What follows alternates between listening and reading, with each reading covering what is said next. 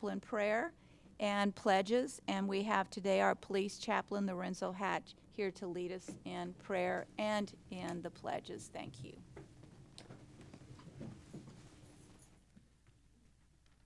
Please bow your head. Gracious Heavenly Father, you remind us that we are the salt of the earth and that a little leaven works through the whole batch. Lord, grant wisdom and right judgment to our council and empower them to be leaven for our community, which inspires all of us to make our city better and more unified. Lord, we know how hard they work for our community, and we are ever grateful for the work they do. Bless them and their families. Lord, we also ask that you bless all of our city employees, especially those of our fire department and police department. Protect them from all harm. And lastly, kind and gracious Lord, please send some more beautiful rain to our community. We ask this in all things through your most sacred name. Amen. I pledge allegiance to the flag Of the United States of America and to the republic for which it stands, one nation,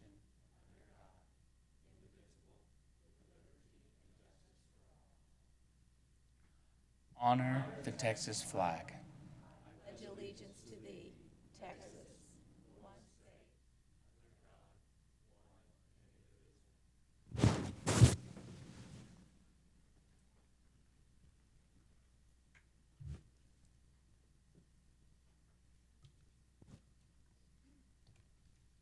This happens on a very rare occasion where we have no proclamations or recognitions today, so this is an unusual city council meeting. So we will now go into our public comment. Issues or concerns not on the regular agenda may be raised by the public at this time. Citizens should speak from the podium, address all comments to the dais, begin by stating their name and address or single-member district number, and limit their remarks to less than 3 minutes. Do I have anyone in the audience today who would like to come forward and offer public comment?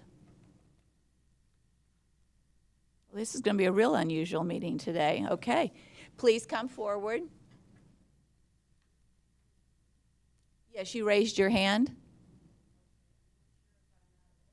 Well, just come to the microphone if you wouldn't mind, and you're going to tell me your name and tell me where you live, and then tell me what you would like to say today. My name is Ann Helm. I live at 2626 Briargrove Lane. I wanted to just make a few comments about what I understand the council might be considering, and that is regarding not providing maintenance for the restrooms in Martin Luther King Park.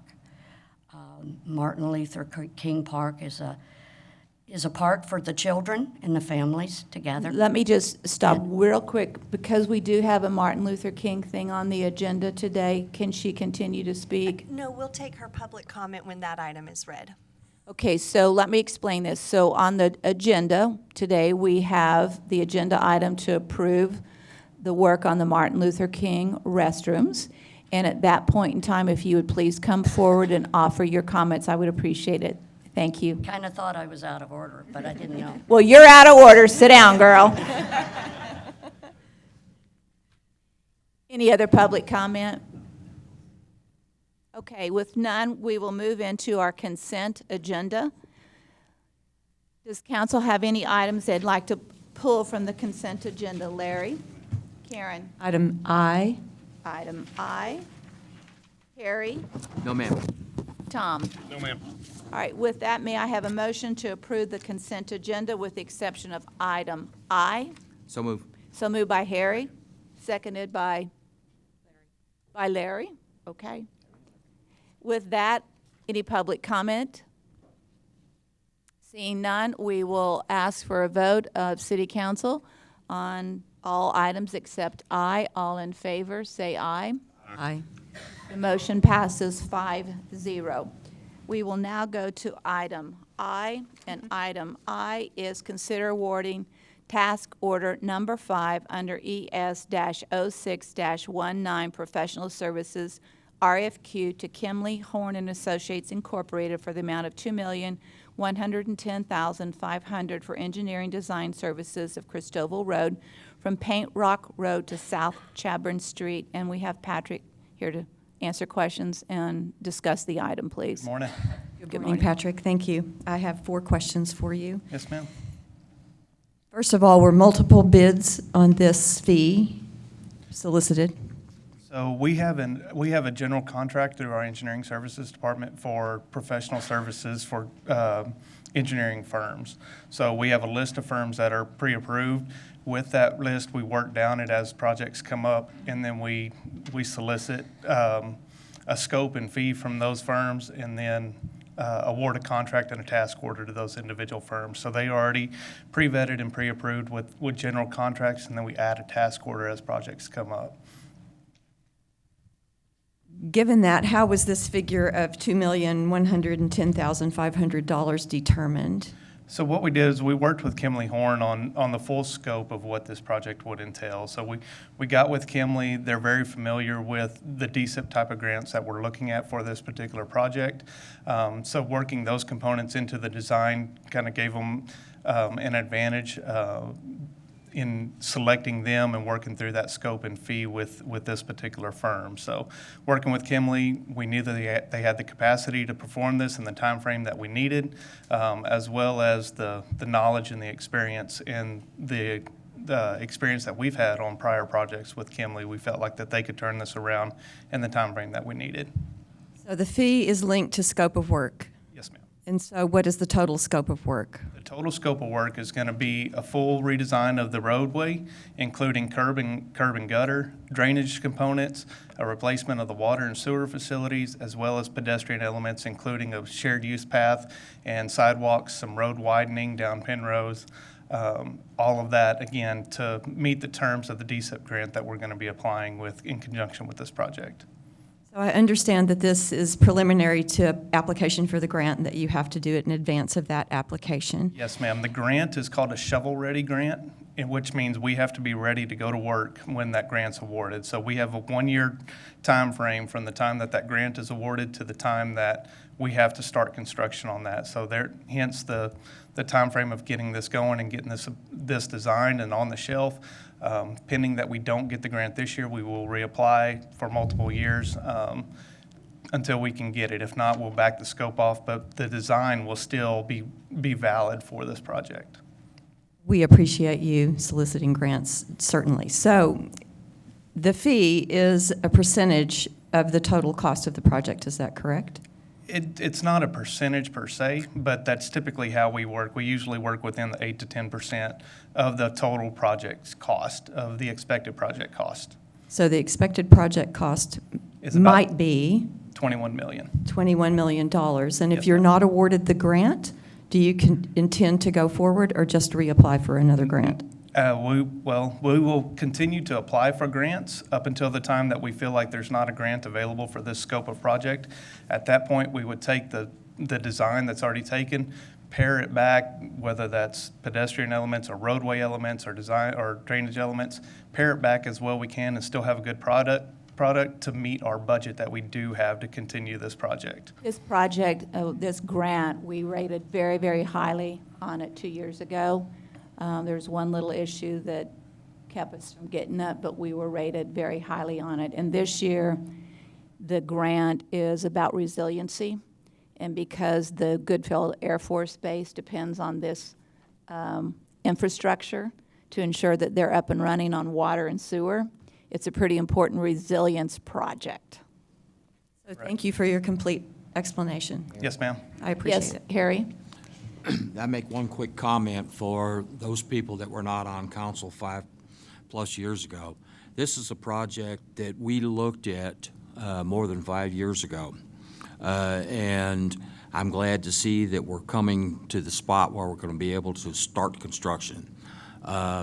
Those young men from Goodfellow then will have access all the way into the city, both pedestrian and bicycles, and they can come down Cristobal Road over to Glenmore Park and then up into the city. So I'm glad to see that we're at a pot where we're going to actually start looking at the engineering on this. Well, yeah, we're waiting for the grant, though, so, I mean, let's not mislead anybody. Unless the grant is approved, this will be a delayed project, just to be sure. Everyone Right. understands that.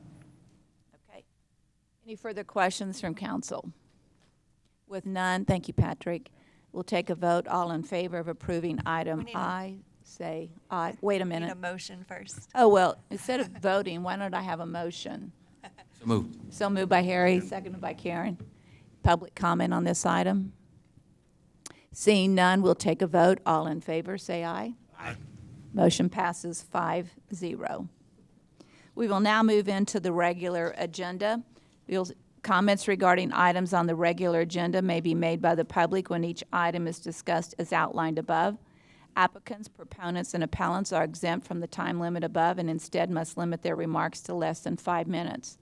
Item A is discussion and guidance regarding a proposal by Basic IDIQ of San Angelo for $85,284.66 to replace and repair columns and make other minor repairs on 14 officers' quarters and other buildings at Fort Concho, and authorizing the city manager to create, negotiate, and execute an agreement. And let's just start with the following. That money's already budgeted. So it's not asking for those funds today. It's just asking for a contract to get to the funds to get the work done. Is that correct, Bob? Good morning, Mayor. Good morning. Glad to have you here. That is correct. The money exists in a fiscal 2022 capital account. I would also point out that it would also leave us some money to take care of other things this year, probably next. So the money is there. And it's a good deal. Staff believe it's a proper fee. And while we would love to do it ourselves, we have been perpetually understaffed now for almost 2 years, and there's no way we can get to this in a timely manner. Given the cost of materials and labor these days, we feel this is a very good deal, and we would highly recommend its approval. Do I have questions for Bob from council? Move to approve as presented. Harry moved to approve. Do I have a second? Karen has seconded the motion. Any public comment? Seeing none, we'll take a vote. All in favor, say aye. Aye. Motion passes 5-0. Thank you, Bob. Thank you and good day. Item B is consider approving a memorandum of understanding between the San Angelo Area Foundation and the City of San Angelo to facilitate the construction of restroom facilities at Dr. Martin Luther King Jr. Memorial Park, and authorizing the city manager to negotiate and execute all related documents. Carl, you're on. Good morning, Mayor and Council. We're asking Council's authorization to give the city manager authorization to finalize the negotiations of an agreement with the Area Foundation to construct restrooms at Martin Luther King Jr. Memorial Park. As you may recall, Council authorized or signed a resolution back in October that supported the NAACP's application to apply for some grants and raise funds for the restrooms. They had succeeded in raising the funds. They approached the Area Foundation to work with them to receive the funds and to work the project. This MOU that's in the item that we're asking Council's authorization to move forward with is similar to the one that was done with the Fort Concho Barracks 3 and 4 for construction of those. Very similar to that. So it's a model that works, and we recommend approval of this item. Mr. Matt Lewis is here, and I think he may want to speak to the item as well, and I'll be here for questions. Matt, please come forward.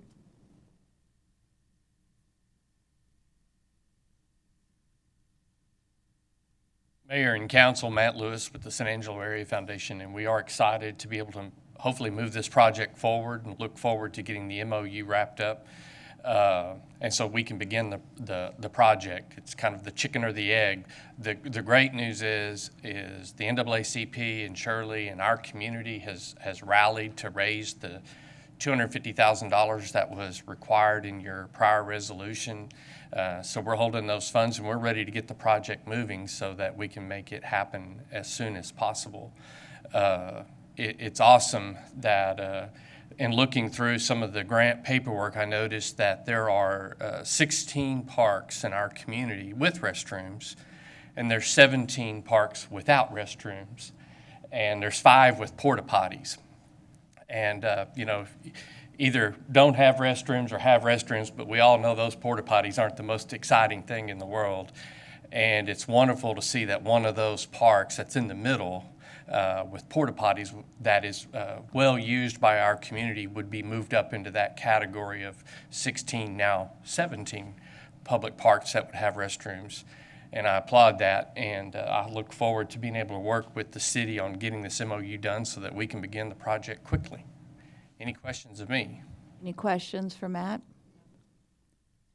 None. Thank you, Matt. Any further public comment on this or questions for Carl White? We'll have public comment on the item after we take a vote, so this is really questions for Carl at this point. If there are none, then we will actually take a motion and a second, and then you'll come forward and offer comment, okay? Thank you, Michelle. So moved by Harry, seconded by Tom. Any public comment on this motion? Please come forward, Michelle.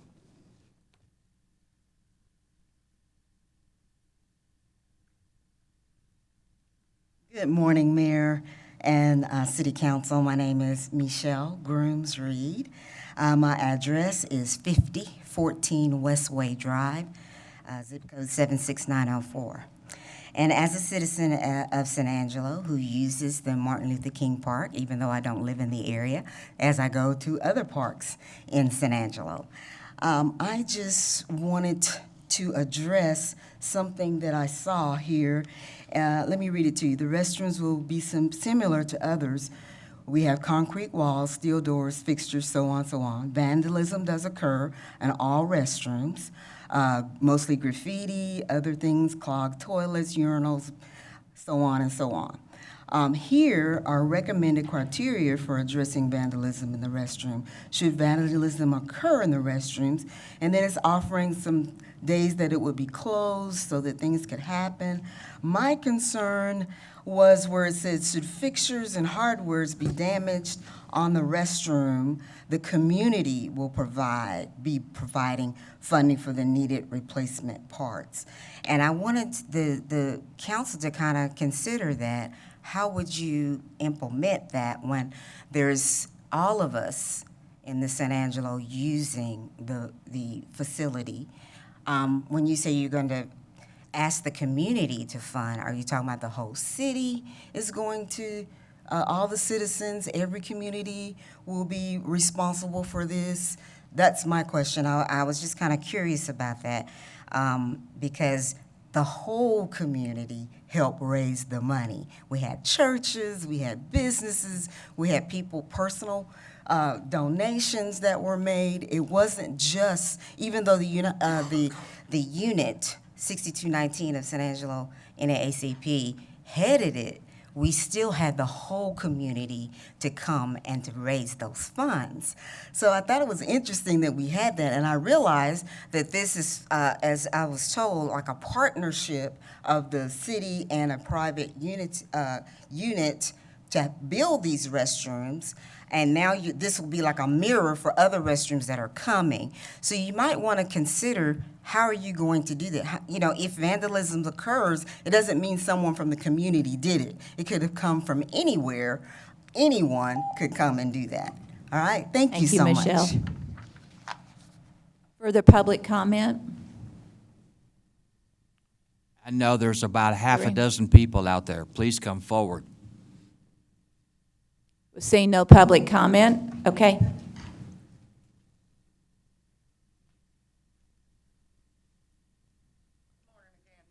Good morning, Shirley. I am Shirley Spears, and I'm here today representing the San Angelo NAACP. My home is located in Single-Member District 5. So I'm also here to talk about this issue with the vandalism attachment that's part of this MOU. So the MOU is one thing, and we believe that we do need to move forward with getting the area foundation engaged to take care of getting the restrooms installed. We have been working on this as a unit since 2019, trying to draw attention to the fact that there were no restrooms at Martin Luther King Park, and that for more than 20 years, there had been no restrooms there. I was reminded in nearly every occasion that I spoke to the council about the difference between a neighborhood park and a community park. And I was also reminded that the criteria to get restrooms was not a part of what Martin Luther King Jr. Memorial Park would be a part of because it was a neighborhood park. And even though I am clearly informed, and I certainly know the difference between the word community and neighborhood, I am puzzled that now in this vandalism attachment to this MOU, the word community is used in the instances, as Ms. Reed just mentioned, that should there be damage to hardware and things of that nature. Number one, I know that this is a partnership. I think there's only been maybe one or two other occasions where something similar to this has happened in the city of San Angelo.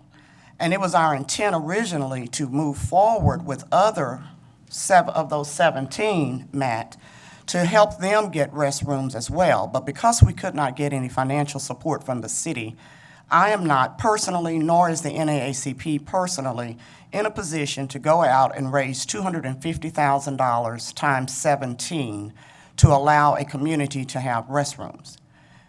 We feel that it is really discriminatory that no other park in the city has this criterion associated with it in terms of what happens when vandalism occurs. You clearly point out that vandalism does occur in a park. We know that.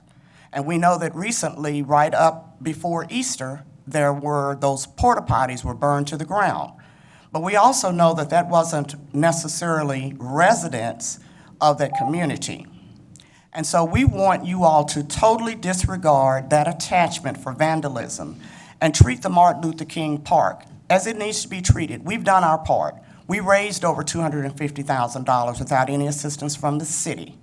And we expect you as our representatives to remove that attachment that speaks to vandalism and requires the community to cover the cost. Thank you. Thank you, Shirley. Further public comment? If you do, please come forward. State your name, your SMD area. Yes, ma'am. You're here again. Thank you. Come on. Ann Helm, 2626 Briar Grove Lane, District 1. I would like also for that the agreement to be, the attachment to be removed. Vandalism that occurs in any city park has to be addressed by enforcement of our laws against vandalism, and that park would be no different. We have a police department that is responsible for maintaining order, and petty crime is something that they need to address at all parks. If it should occur, they should investigate it and stop it and bring those responsible to account for what they've done and pay for it. But it should not be an event that causes people in that neighborhood or in the whole community that raised funds for the park to come up with funds to repair it. Thank you, Ann.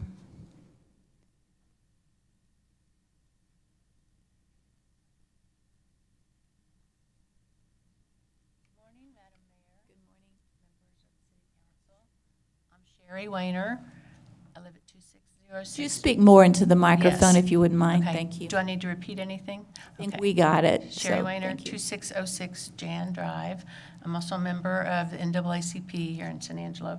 I just want to address our concerns, or my concerns, for just a couple of things that we'll be looking at, I guess. The one thing is that there seems to be punishment for vandalism, but it's not the vandals that will be punished. Now, I think, you know, you mentioned closing the restrooms for repairs and evaluating the vandalism. That's perfectly reasonable. But then it just sounds like punishment down here. Repeated offenses will result in shortened opening times and longer periods of closure. And that just, again, it sounds like punishment for the families that will be using it. The other thing is, how do you, Michelle mentioned this, how do you define community? Who is the community that is going to be punished, and who is the community that's going to pay for it? Thank you very much. Thank you.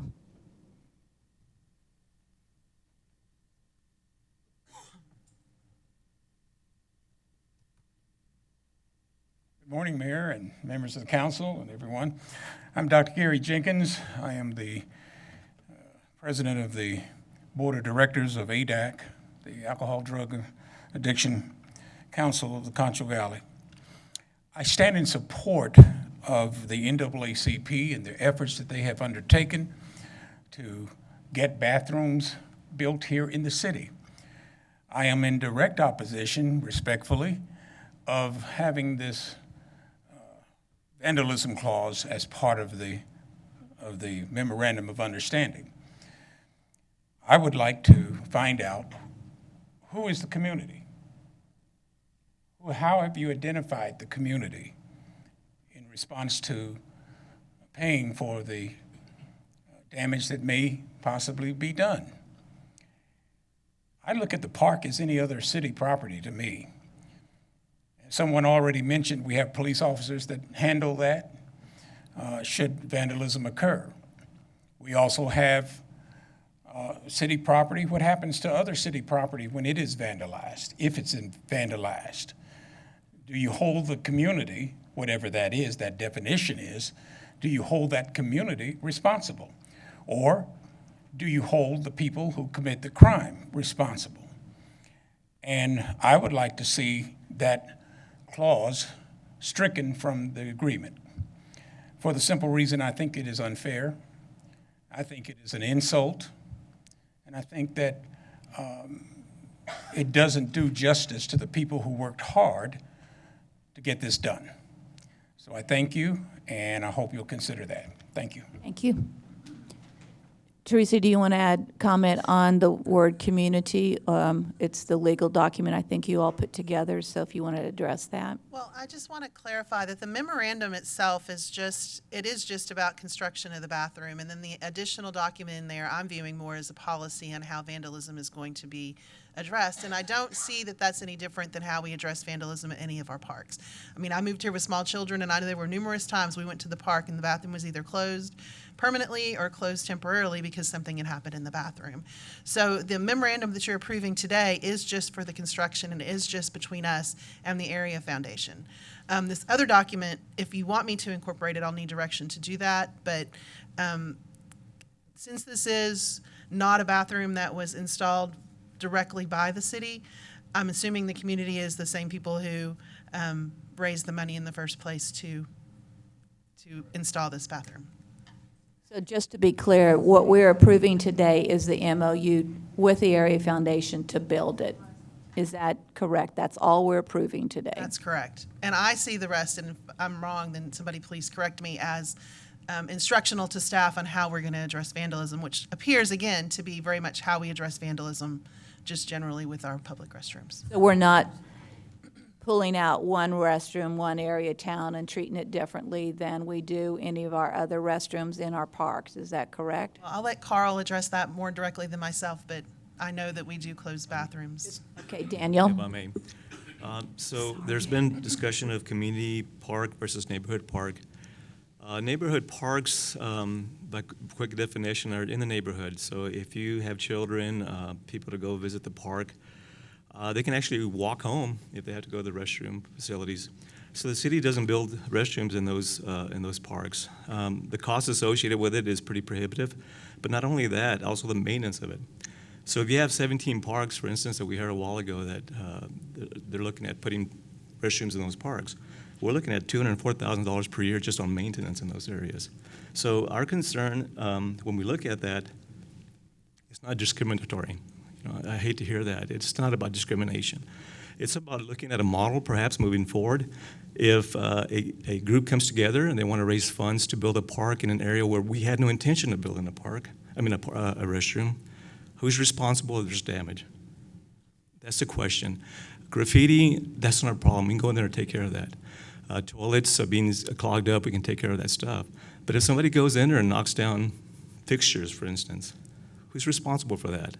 In a park that the city had no intention of building in the first place, but yet we're providing maintenance for that, and part of the partnership, we're providing maintenance. So that's the big question, is who takes care of that part of it? Because there is a cost associated with damage. And that's the only issue really that needs to be addressed here. And we will take direction from City Council moving forward as far as how the remainder of it will be negotiated. But I just wanted to make sure that that part of it was addressed. So what, just to be clear, all we're approving today, Council, is the memorandum of understanding to create a contract between the Area Foundation and the City of San Angelo to build the facility. That is all we're doing today. We are not approving today the operating/maintenance piece of that contract today. That's separate. Is that correct?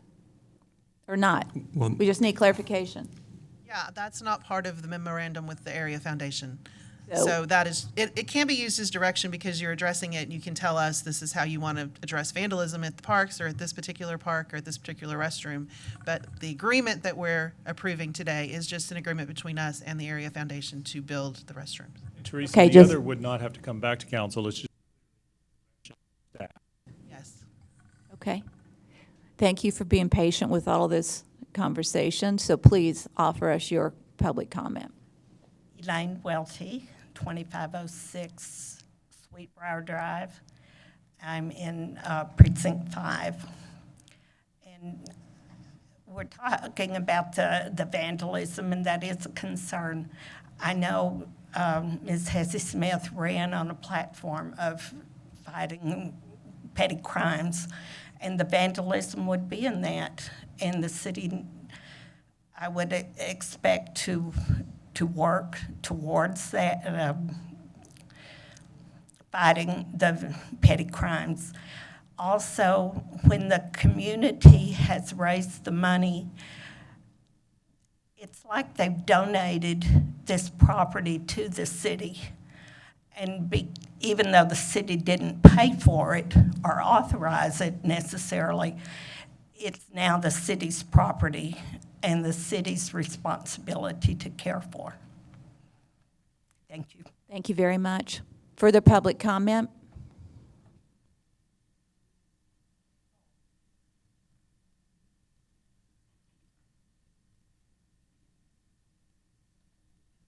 Good morning, council and everyone. My name is Sally Ayana. I live in the 124 precinct and also in the area where Martin Luther King Park is. And I just wanted to say, I would like for that to be removed. I know you're saying constantly that this is only just to see what you all will think about it. Our representative is not here to even help us to get you all to understand, and maybe she might not be for it or against, but I wanted to say that the NAACP has fought for so many things in the city and for our rights, for for being discriminated against, and now to think about toilets in a city. And Mr. Valenzuela, you mentioned that the city didn't ask for the Martin Luther King Park to be there. Is that what I'm understanding? The restroom, ma'am. I said the restroom. No, I mean the actual park, because you're not taking a stand on helping us to make our city beautiful. I was on the committee for Make San Angelo Beautiful, Keep San Angelo Beautiful, but yet y'all don't want to help us to keep it beautiful by having Martin Luther King Park to have a bathroom in it. It takes me back to a time that I experienced outhouses and that potty toilet that you all have all over the city. Y'all are saying it like it's a big thing to have one there, but I'm sure there are some that don't have it. I don't know if you all have ever used a outhouse, but that's what it reminds me of. Just have a real beautiful park, and then you're gonna have an outhouse out there. I think we need to have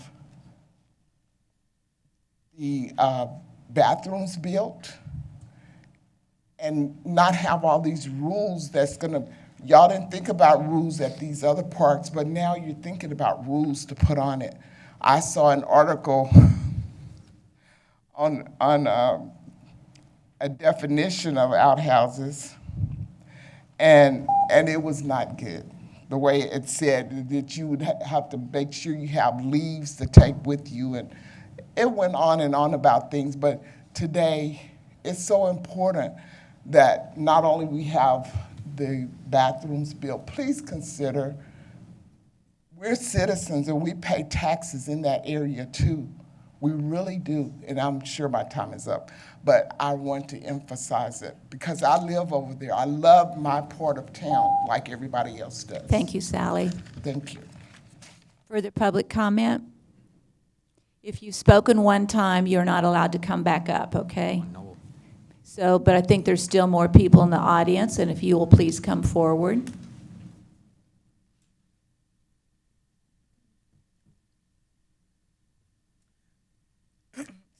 Good morning. My name is Lucretia Williams, and I live at 1201 East 22nd Street. I'm coming to, I guess the main comment that was made by the gentleman, Mr. Daniel Venezuela. You know, 20 years ago, this is my community, San Angelo. I love San Angelo. I love the Martin Luther King Park. We hadn't had a bathroom there in 20 years. I'm 50 years old, so it's been gone for quite some time. My grandchildren go to that park. A lot of neighborhood children go to that park. Guess what? I don't let my children go to the bathrooms because guess what? There's no bathrooms, so they're not using no outhouse like Miss Sally said. I have to take them to the store or something like that for them to use the restrooms.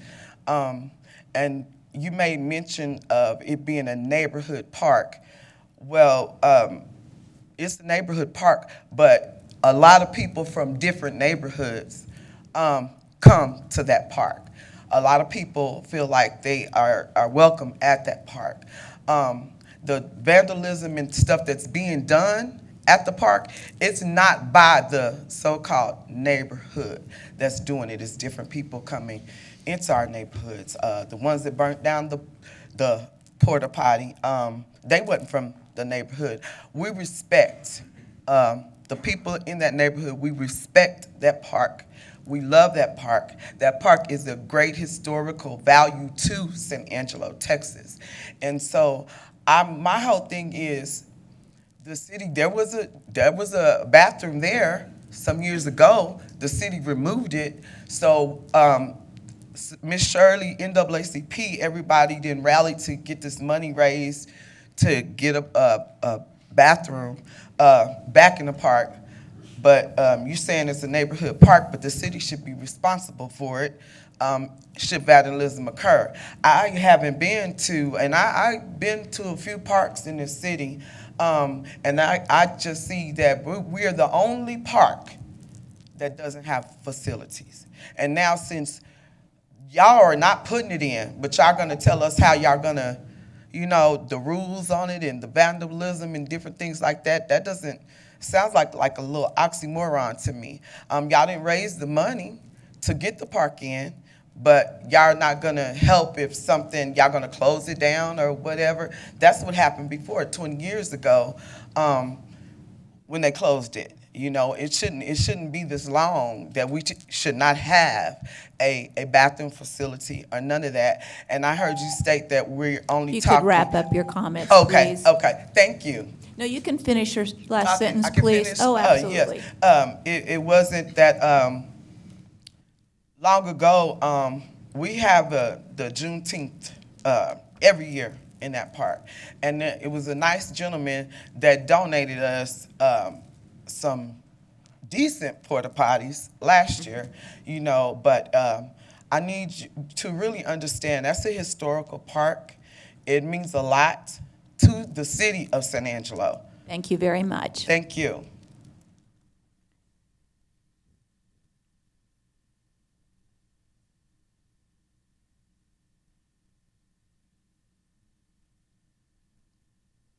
Good morning, Council. My name is morning. Sean Wilson. I'm out of District 4. I'm not You going to want talk about the... raise the microphone up just a bit because you're tall and we need to hear what you're saying. I'm not going to talk about the vandalism so much because it's been talked about. I think that's sunk into you. I should sink into you. What gets to me, I'm born and raised right here in Tom Green County. And for an organization to raise their own money for a park that's in the city, and the city did not want to help,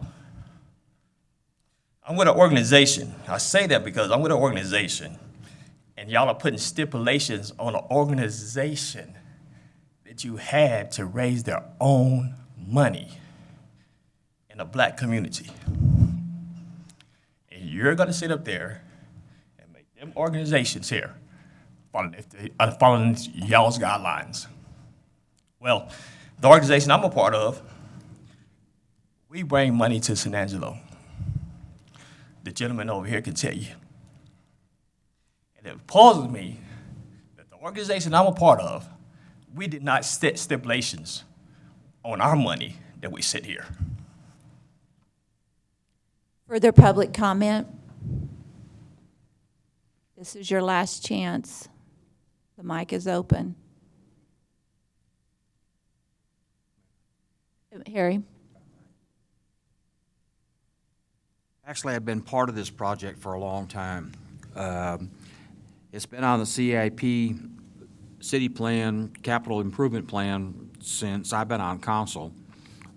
Shirley and I talking about this 2 or 3 years ago, and we finally got to the spot where we felt like it was time to do this back in September, October of this last year. I would not like to see that particular clause in an MOU or operating instructions or however you want to put it.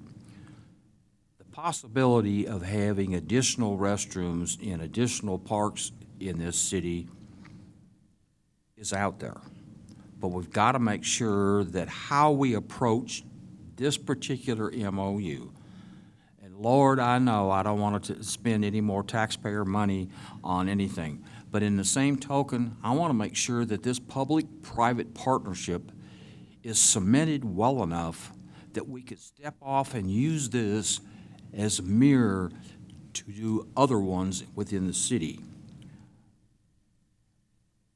I do not want to have a clause in there that says that a specific entity is going to have to pay for any vandalism. Knowing that this is the first time that we've taken private money to help put restrooms in parks, at least since I've been on council. And so I would like to say that we really, and someone made a comment out there earlier, that once the money is presented and the restrooms are built, basically that becomes part of the city. So I'd like to see a way that we can make this happen where we don't saddle a specific entity with additional dollars to do what we need to do. So there's got to be some middle ground here somewheres. All right, so Teresa, just to be clear on what we're doing today. Today, we are approving only the MOU with the Area Foundation to build the facilities. That's correct. The attachment, as you said, is not really part of the MOU to build these facilities. That's a separate issue. It's background on the item to explain how it's going to be maintained and managed, especially when it comes to vandalism, because from what I understand, that was a problem at this particular park before, and in all of our parks. But it is not part of the MOU with the Area Foundation, no ma'am. So what we can do today is, number one, we can approve the MOU with the Area Foundation to start the work on building this facility. We can continue to work on the attachment or the part of this that allows for conversation and input, as we've heard today, for the maintenance and the operation of the facility. Is that correct? That's correct. So what we're doing today, can do today, is simply approved to get started, the building and the construction, the design, construction, build, with the area foundation to get this restroom built. We will separately continue to have a conversation about the vandalism operation, who pays what, for further comment and approval later.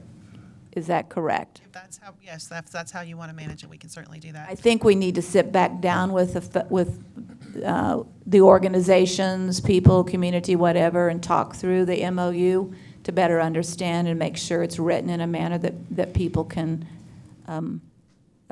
join and approve and support. But what I also know is we need to get this area foundation up and running, put the people's money to work and get the restroom built. And as we're, over the next month or so, if we could just work on the balance of the language and the comments addressed today. Ma'am? Yes, Larry? If I understand you correct, you're suggesting that we strike that paragraph? Yes, sir, for today. Do we Work need on to the make a motion language. on that? Yes, please. I'd like to make a motion that we strike it. Okay, we're going to strike it today. That means we're going to have further conversation down the road on it. It's just not part of the approval today, but it will come back for approval. Thank you, ma'am. Okay? Seconded by Karen. Further public comment? So I just, Brenda, if you don't mind. Tom? Yeah, I want everybody here to know we've heard you. These bathrooms are going to start. I mean, you're not going to have a problem getting 5 people to roll to start these bathrooms. I mean, we've wanted them, we've seen them. But I want to give a little bit different perspective on when we establish these and put in this building, we want to make sure they're lasting and they're in good shape and they last on continually, for as long as we can basically take care of them. I used to work for the Stock Show and Rodeo in San Angelo, and on those grounds we have multiple bathrooms. And I just think in the policy aspect of this conversation, there are times we need to lock the doors. I mean, we had people moving in, we had homeless. You go in to use a restroom and there may be somebody moved in there for 2 days. I mean, I think all the city is asking here is a little flexibility in how they handle the policy for this. And that may be at midnight what Teresa talked about, being able to lock the doors.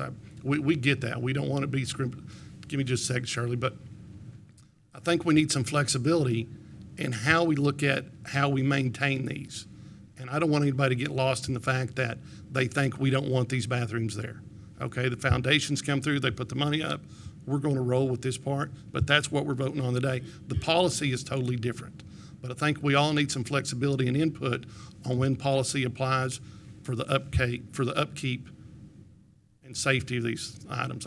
That's all. There are many bathrooms that are locked at various times for all the right reasons. You don't want to be taking your child into the restrooms and find something there that you don't want there. So it's not all about, again, what we are voting on today is the MOU to get the building started, and we are going to continue to work on the MOU in terms of operation, maintenance, et cetera. We're not approving any piece of that today. Shirley?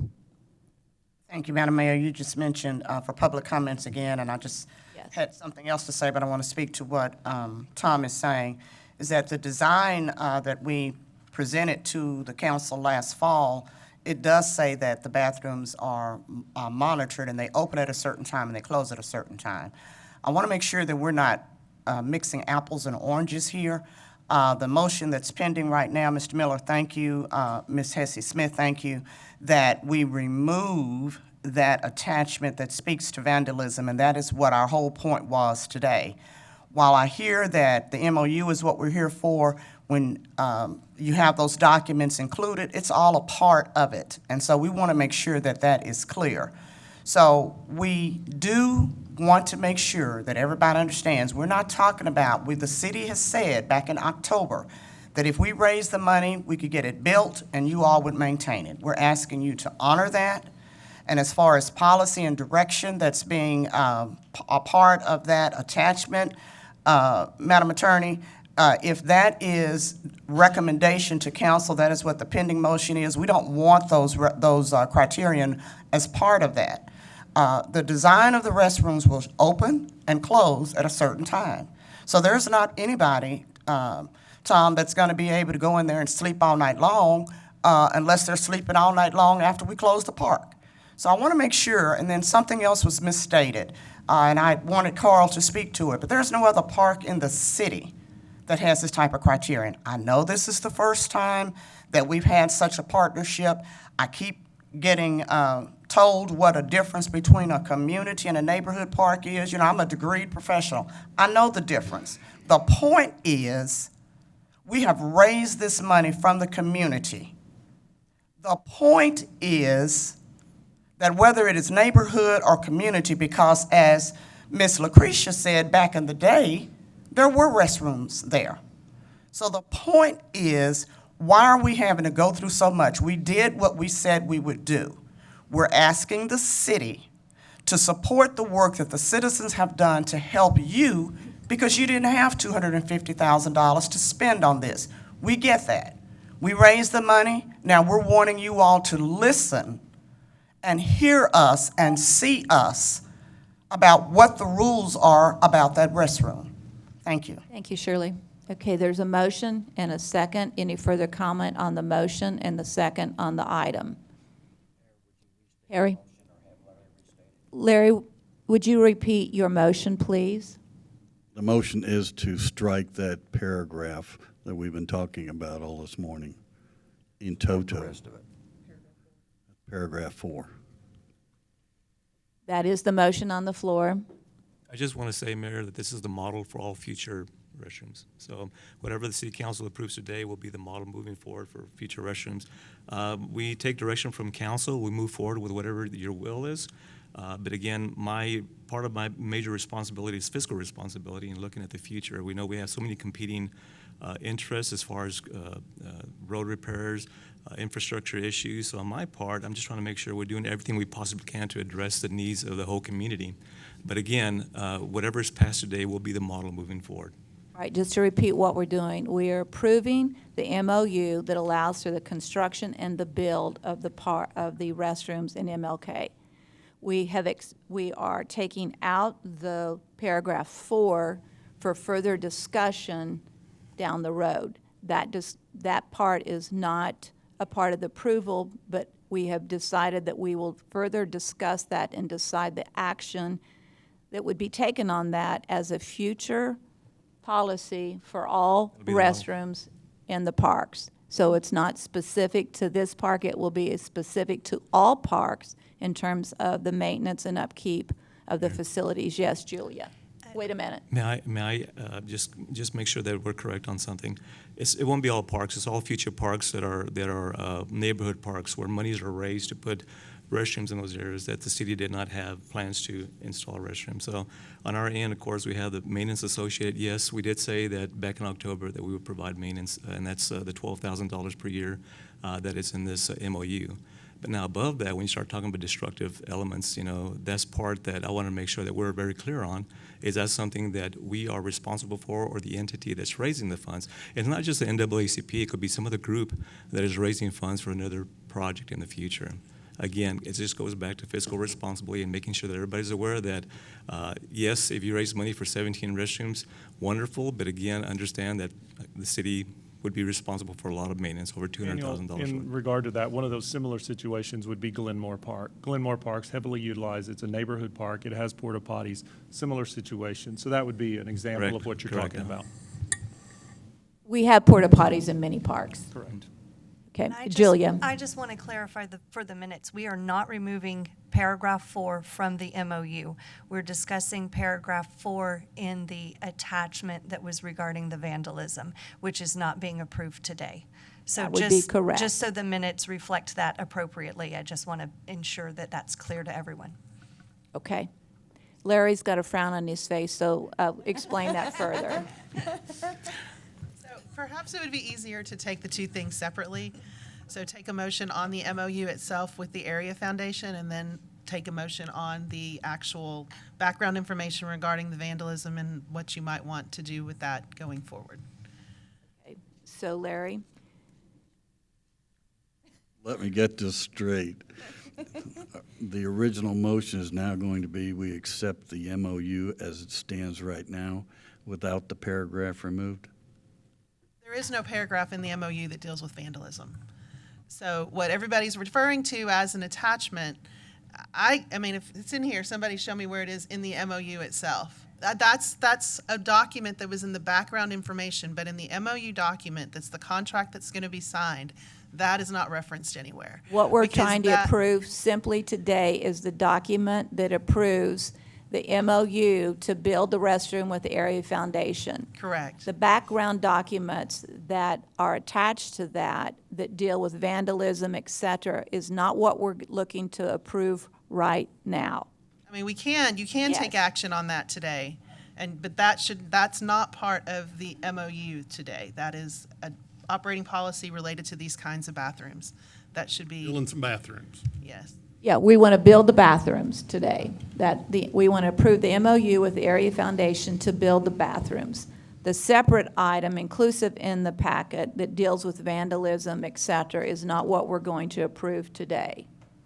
Is that correct, council? So let's go back and relook at, just a minute, Harry.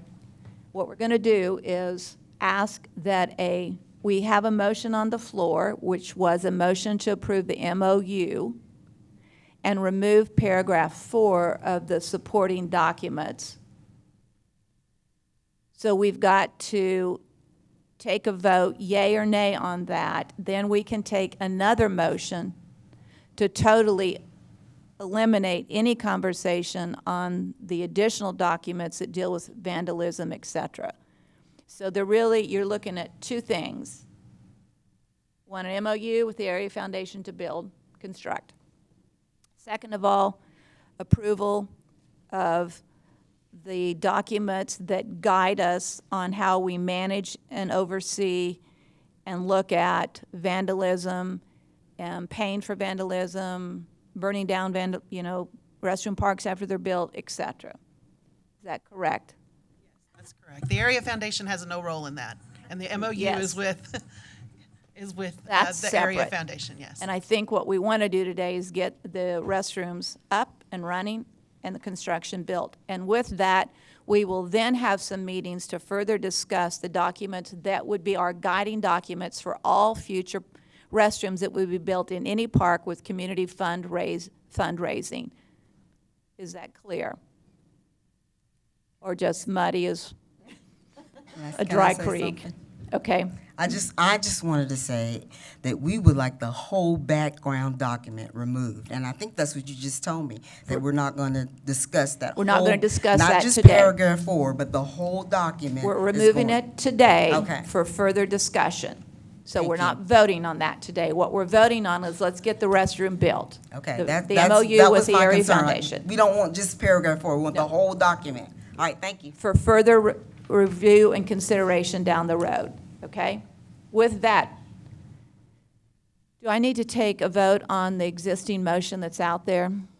Okay, so if you don't support just removing paragraph 4, we would vote no on that right now. And then we would have a new motion to approve simply the MOU with the area foundation and not with the documents, none of the background documents that describe the maintenance, oversight, and funding of future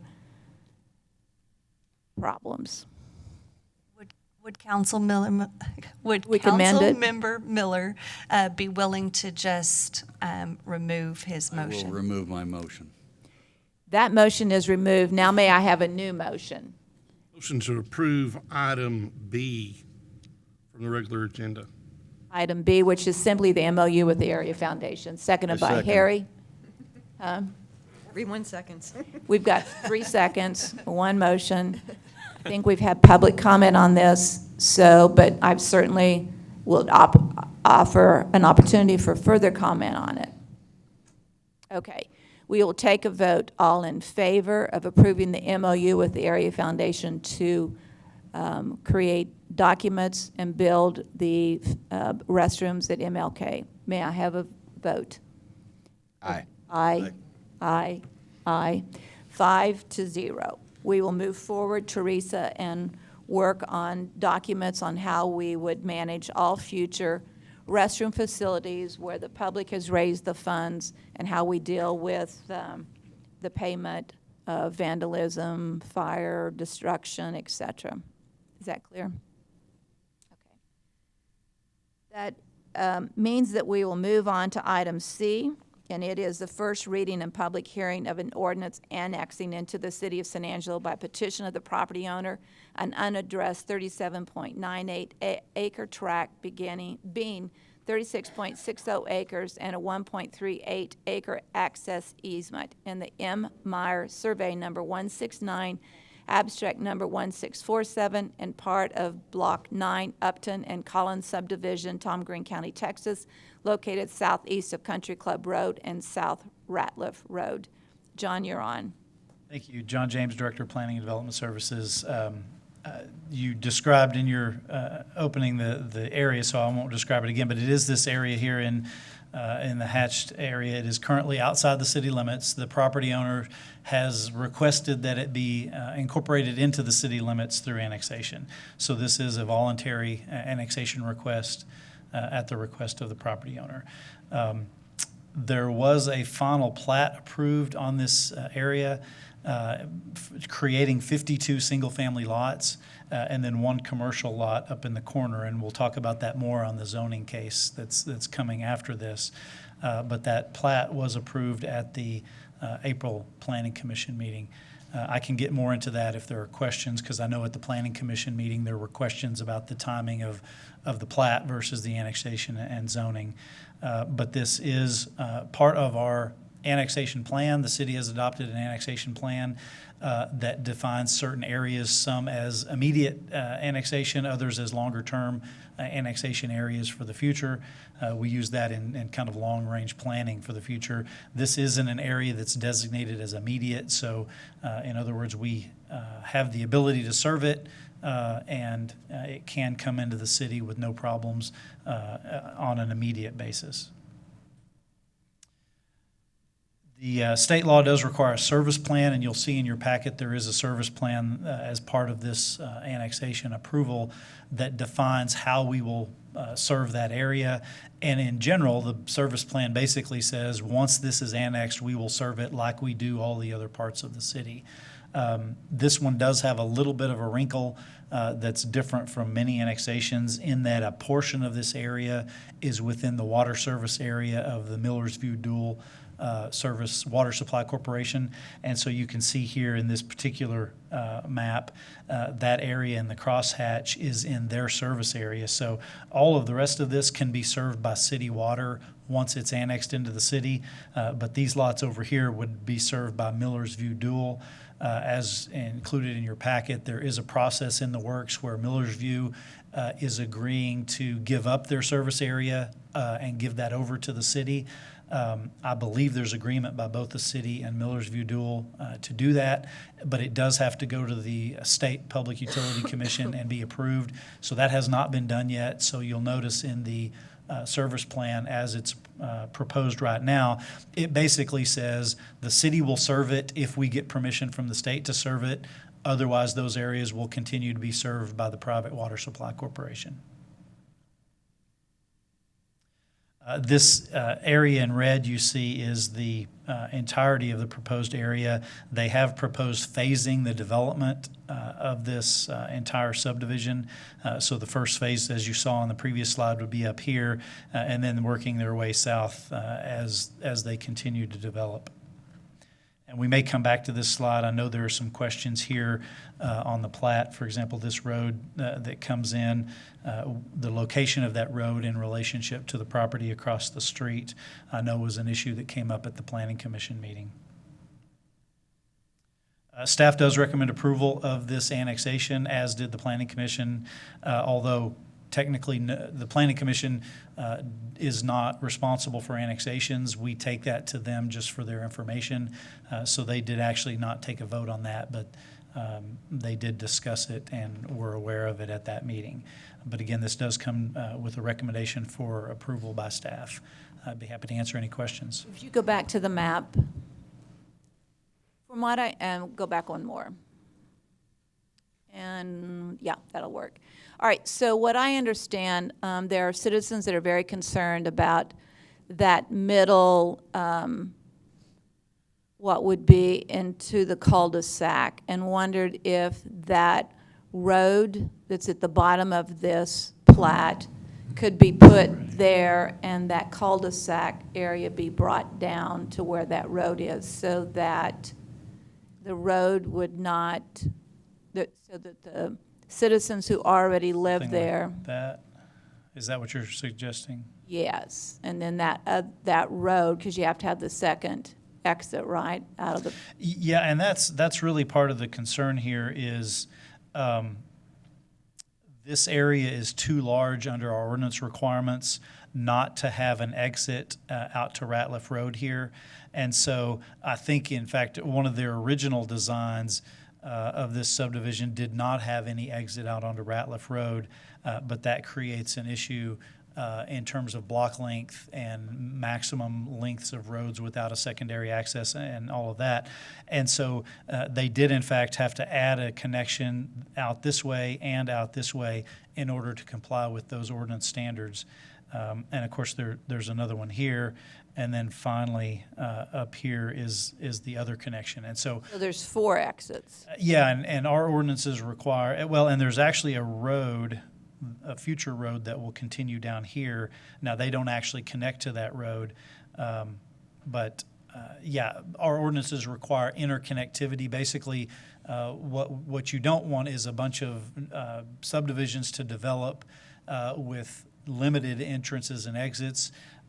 You want to give people the opportunity as a whole area develops. You want to give them multiple opportunities to get in and out. So the good example would be Foster Road and Butler Farms, where that was approved and built with 1 exit only.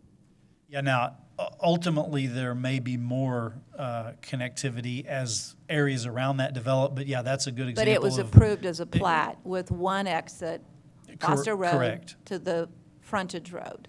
Right, and as we've seen with that can create problems if that one entrance and exit has flooding, for example. You've trapped a whole neighborhood with no other way in and out, or police and fire response times are affected by not having multiple ins and outs. But you've just showed us 4 exits, which would seem to go, is that what you just showed us? Yeah, that's correct. And Why that's based 4? on length. So this distance is such that multiple entrances and exits would have to be out to Ratliff Road based on that length. It comes down to their basically standards that block length standards and connectivity standards that our ordinance is based on that require every so much distance you have to have another exit out from a subdivision. So go back one more slide again to. Oh, wrong way. This one. Yes, sir. And then show the exits on this one. So there's 1 exit there and the other exit there. So there's just 2. On this first phase, yeah, there would only be 2. And Okay. of course, this would continue in the future, but initially it would be a dead end until that next phase started to develop.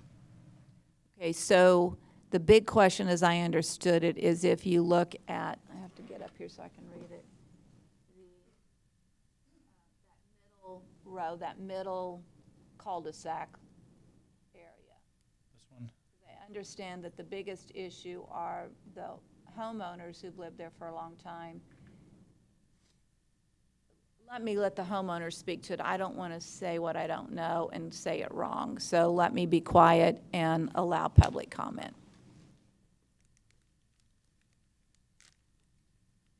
If you're here to speak about this issue, please come forward, state your name, your district if you are in the city or in the county, and make your comments, please. Thank you, Mayor. My name is Robert Wicks. We live at 6925 South Ratliff Road. Can you point that out on this map? I'm at the end of Bunker Drive. The headlights will be right in my living room window. Right. Drive that we're talking about. Yeah, if you, and I have also comments about the rezoning, so I'll try to make this part specific to item C here. And I really appreciate the chaplain's prayer right about this point, because This area of concern comes to us because we had no knowledge of this happening until it was already approved, until this design was already approved. We knew that there was some things going on. We knew that there was some surveying, but there's been surveying going on for 15 years. And when it came down ultimately to this design, and there's other pictures that show how narrow Ratliff Road is and how tight the area of Country Club Road is, these access points, the way they were designed, impact those of us that have lived there for a long period of time. I'll save the parts that I have potentially for the safety part on the other one, but it just simply caught us totally off guard to only be told that they were trying to maximize their profits is why it has to be built that way. We were told that the city told the developer that because of the way the water lines would run, it had to be built that way, that an outlet point had to be at that point. And I think that simply from that design aspect, we were, and I guess I could say that just the disappointment, put yourself in my shoes, my wife's shoes, my mother-in-law's shoes, where it's one thing to have 52 homes put in that first area, but it's another where what we see from knowing and living there, people coming to Ratliff Road to exit that live on that side of it, the increase of traffic and safety that will impact that area. I don't know how else to put it other on that part of it. Thank you. Further public comment?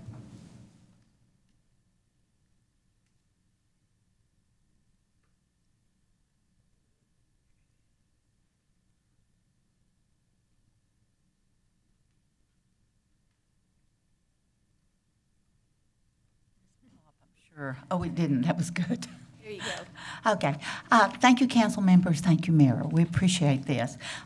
Like Bob mentioned, the thing that we were concerned about, and I'm going to use another word, and I don't know about the other names, but I am very offended about this whole thing. We were not told at all about any of this, and the two that voted with us said they wondered why none of us came to object.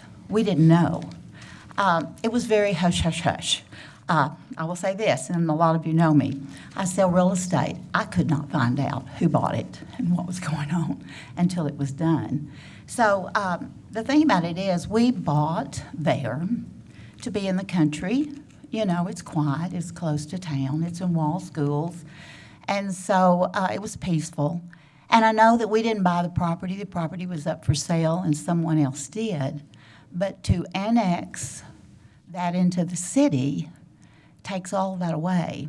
Our road is very, very narrow. Where he lives, it's not like a street, wide like a street, it's much narrower. So when you stop there at that stop sign to exit, you're almost in his front yard. That's how close it is. The road right now, we're having trouble with the solar panels coming around, the trucks. They're driving entirely too fast. We have children out there that play. The road is not wide enough. You can pass on it, and the curve that comes into the second plat of the houses being built, they cannot turn there with their huge tractor-trailer rigs. It is too narrow and too sharp to turn, because I have been there and watched them, because my road comes off of the circle, and so I have to stop there, and they come down the road. And I have waited till they got there to see what happens at the curve. And that curve is going to come right into the second layer of this.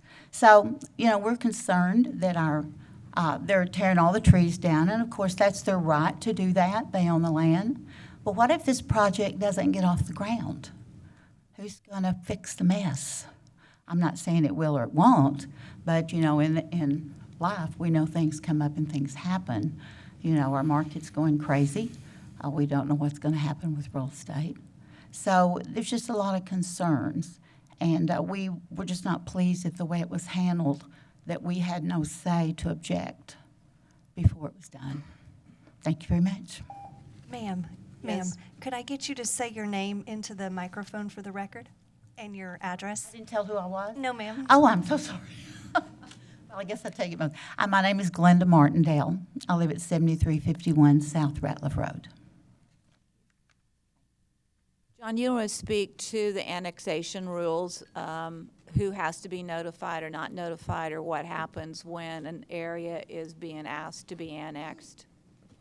Yeah, and I'll speak briefly to the plating process as well, but there are no notification requirements. We don't send out notices for an annexation, and that's pretty typical. I mean, that's not something that we've ever sent notices on. It's not required in state law. It's not required by our ordinance.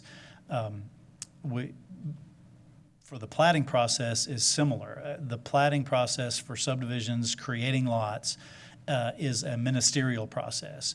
So basically, if a property owner submits a plat to subdivide their property, as long as it meets state law and our ordinance, we have to approve it by state law. Most plats, with very few exceptions, very unique exceptions, almost every plat does not require any notice. So had this already been in the city limits, had it already been zoned for single-family homes, there would have been no notice. Again, partly because if they meet the standards of our subdivision ordinance, we are required to approve it. And that's partly for transparency for the development community. We have rules. They know if they meet those rules, they will be approved. And so I'm aware of the concerns of the neighbors that they weren't aware of this, but I want to caution you that even had this been done in a different order, there would not have been notice to those property owners because, again, basically, if they meet our subdivision rules, these must be approved, and there's really no discretion on the part of the Planning Commission who approves plats or on the council, except for the fact when you're making the rules. And in this particular case, I think staff is sympathetic to, someone having a road that directly faces into their home. But unfortunately, our ordinances don't have any provisions that would allow us to prevent that. It's possible we could amend our ordinances to say, we don't want that to happen or we discourage it. But there's really nothing the Planning Commission can do to force them to move that road to a different location. Does our planning process include making sure that the roads that support this development are safe, as was brought out before, that these big trucks and trailers building the solar farms are not safe for the residents and can't even turn on these roads? So what is the requirement? And obviously the county, it's in the county would have had the ability, I'm assuming, with the solar plant to have addressed the issue of these roads don't support what's going to happen here. And I know you're not county, so sure. I The get it. county, I assume, could have rules, limiting, weight of trucks and not allowing truck traffic on that road. I'm not for sure about that. But what I will say is that our process does, as part of developing, the developer has to ensure adequate facilities, not only water and sewer, but roads. And so as part of this development, they will be required to improve Ratliff Road, to widen it, and that's how development typically occurs. Oftentimes, old county roads are narrow, but as development occurs along them, the developers widen it. In this case, on their side of the road. If future development happens on the other side of the road, it would be widened on that side. But that's basically the way the process works. So it will be widened. I know in the Planning Commission there was a concern that they'll widen it here and here, but it'll still be narrow there in the middle. But again, that's kind of the way the process works. And the city staff, Public Works and Engineering will work with them to ensure that, where it narrows down, it will taper and be as safe as possible. But then if and when this property develops, they would be responsible for widening that piece. But that is addressed in our process in terms of how those roads get widened as development occurs. All right, so I think the big question then is, are the developers here today? Would you come forward and just talk about the one big issue? and that is if there's flexibility and potential for not having that road come and all the traffic face directly into this one person's front yard and front window. Is there flexibility? Can you show us the flexibility you could give us on this issue? Council, Casey Pointer, developer, 705 West Ratliff Road. I actually live pretty close to here at least. Concerning flexibility on Bunker Drive, no, not really. It doesn't flow well. It doesn't work. We went down multiple routes. We actually originally had a cul-de-sac right there, and we had to pull that out so that we could have another exit. Primarily, there's a block length requirement that we have to meet on the south half here, so we needed to be as far south as we could so that we could meet the south half block length.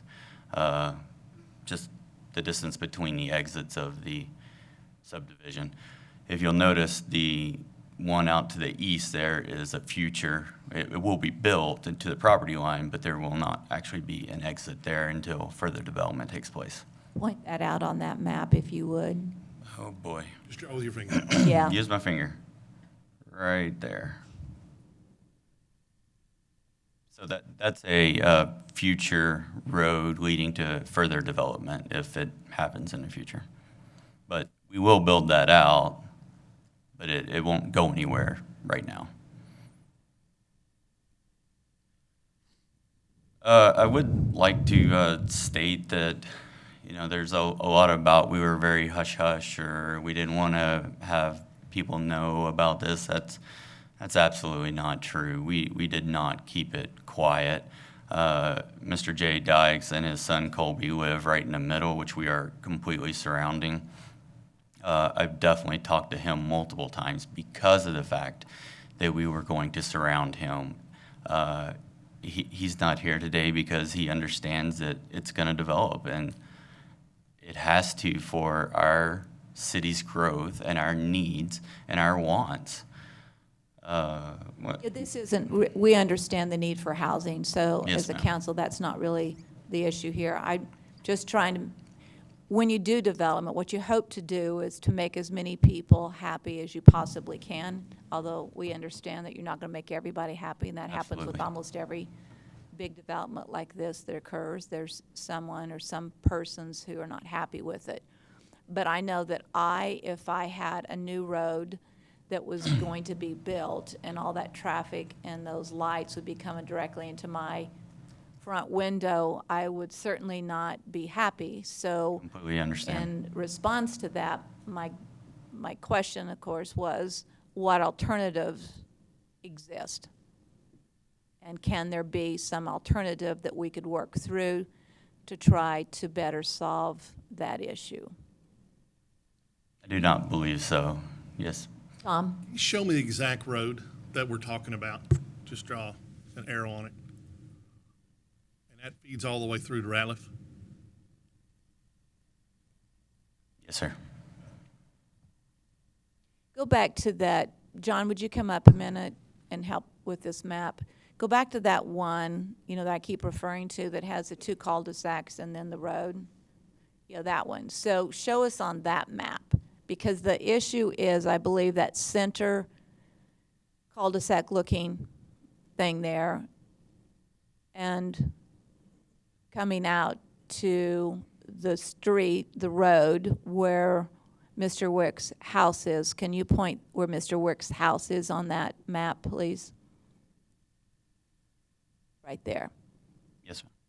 And so you can't move that cul-de-sac property down there and the road up there, which would be more in the center of the development anyway?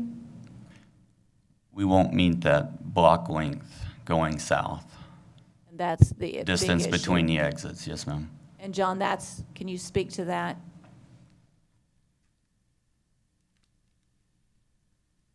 Yeah, so if I understand what you're suggesting is perhaps this road could be the one that Yes. comes out and then this one gets cul-de-sac. Yes, sir. I'd have to do the measurements.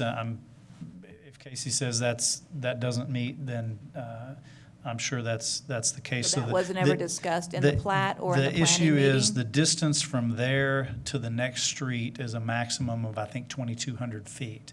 So if we moved it up there, if that exceeds 2,200 feet, then it doesn't meet our ordinance standards. And that's the issue. Yes, ma'am. Council, do you have questions, comments? Tom, you look like you have something on your mind. So, I mean, we've looked at that, we're in a need of housing, we go through there, and I have friends that live on Country Club Lake Estate Circle and the Roper, I mean, spend tons of time there. I want to say in time, this would not be as big as a problem as it is today, and see that, but as, you know, you're not going to see your traffic into that for probably a year or two. I mean, as this development, how long does it take you to get to that street? In your development process? We will build the street out. So all these streets in that section 1 that you're seeing, which is phase 1 of construction, will be built out. So there could be lots being built on down here. Currently, we do not have any contracts on those lots. They're all in the cul-de-sacs because those are the most valuable, obviously. But it will be built out. We have to build it out. We have to provide that second exit. Well, I mean, at this point, it's a safety issue, and it's ordinance, and it's coming in, and I mean, the bad thing about development is, none of us, we all wish we had tons of insulation beside us, but even on the north side of town, development has by far exceeded where we were, and is miles past us and continues to, and this part with what we've got going on at the airport and the lake is going to expand, and this is just a part of it, and I wish there was a better way to keep everybody comfortable on this, but I just don't see it. Karen? Yes, ma'am.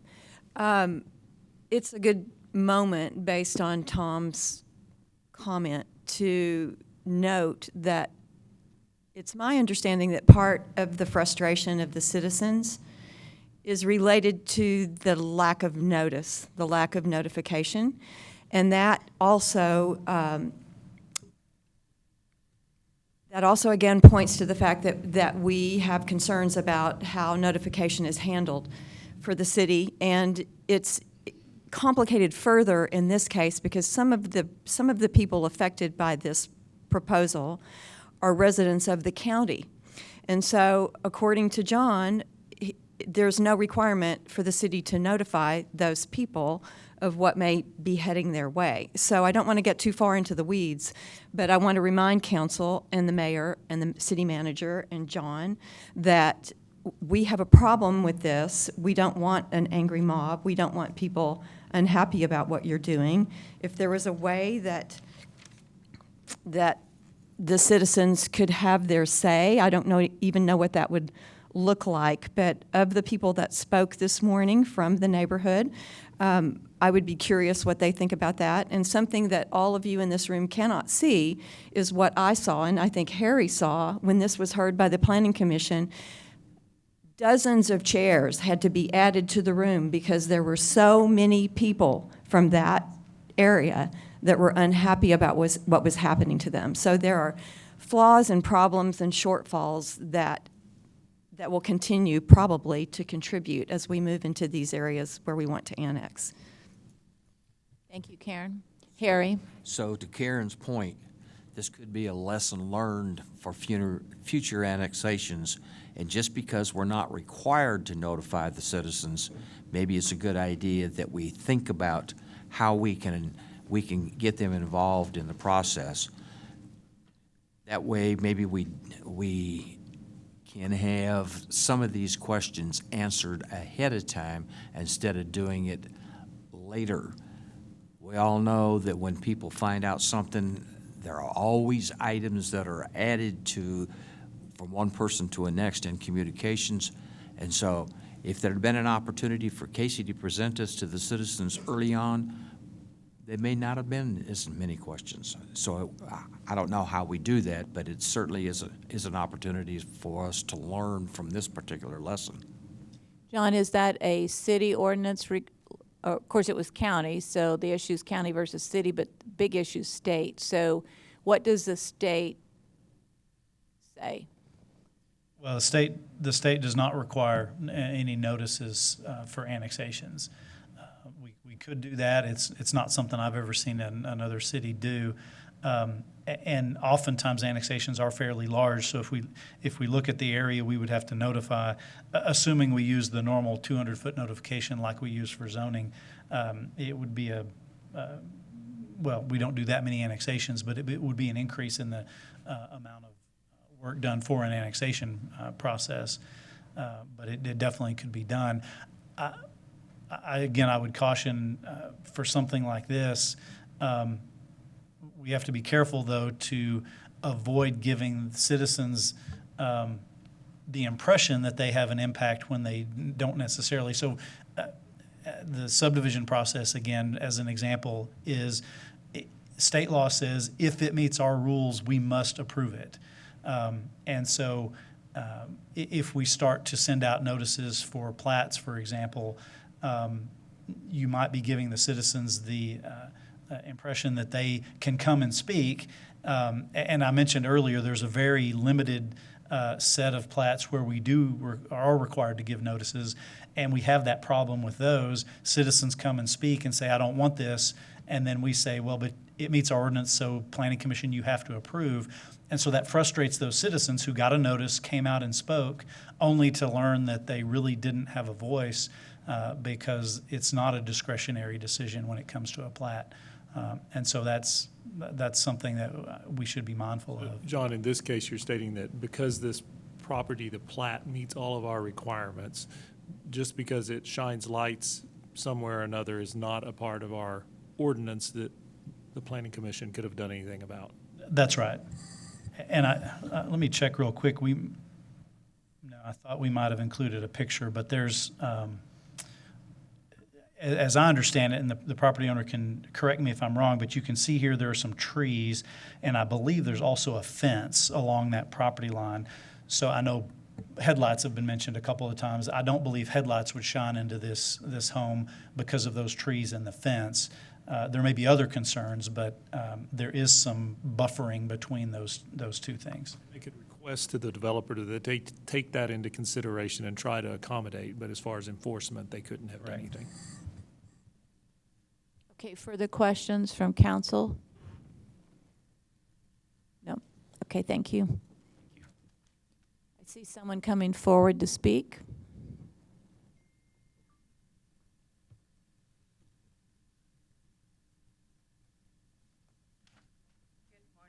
Good morning. Your name and where you live, please. Carmen Lira, and I live in 1935.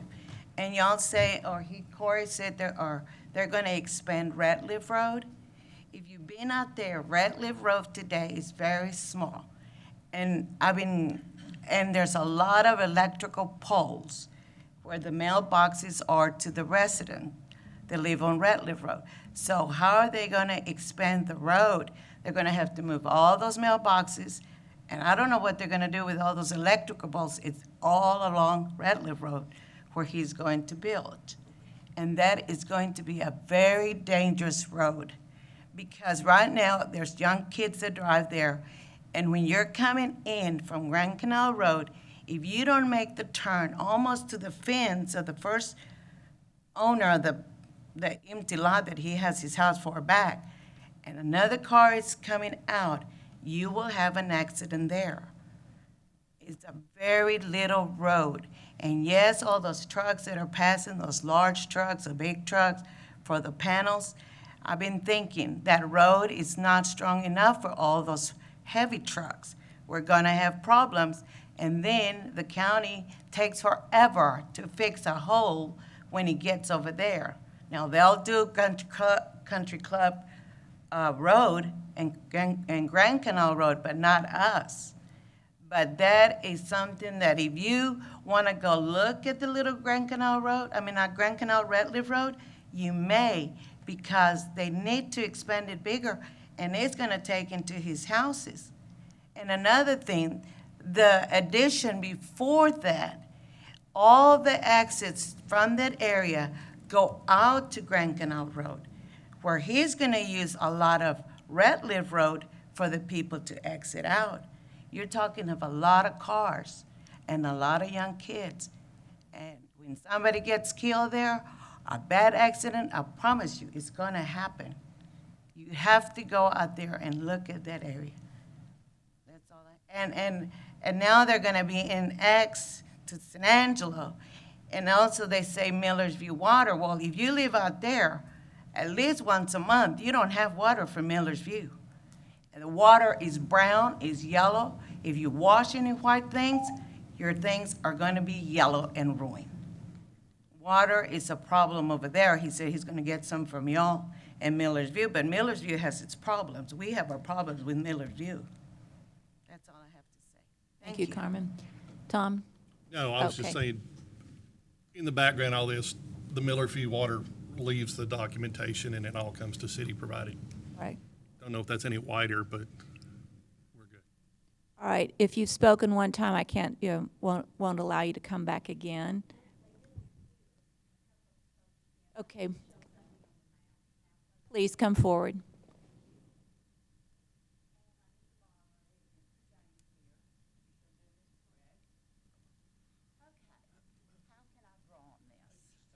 Touch the screen. Okay, so this is Ratliff Road, this is Ratliff Road here. Okay, this here, how do I take that out? Okay. it's magic. This he's gonna have to give, the builder, from what I understand, they have to give, is it 8 foot or 10 foot? 8 foot or 10 foot? 10 foot, he said. 10 foot, okay. Okay, so we say we come right in here. Okay, all these trees are being gone. They're pushing all these trees down. All these trees are not here anymore, and it's a mess. So all of this green is going. So he's going to have to come in 10 foot here. I can't draw. Then we come back out here, and then we come in 10 foot here. Okay. Right here, that's that corner I'm talking about. A truck cannot on that road go here, one of those huge trucks, go here. 2 cars barely, you have to watch or you'll hit head on. They cannot make this turn, it's too sharp. So you have this road right here that's gonna stop here at this dangerous curve. There's nothing you can do because in the plat records, there is nothing by the county that was given when the surveys were done on this side of the road. There is no easements that the city can get because it's the people's property. I checked into all that. So it has to come from this side. But right there is that, I'm talking about the curve, that the trucks cannot make the curve. They have to almost stop. I live right here. And I come out here and I watch them, and they can't make that curve because they're too long. And they drive so fast coming down that road. Like she said, they don't need to be on the road. But when he threw the map up, it just dawned on me, this is where you're coming out here, right in the dangerous curve. This stays here, then you come back out here.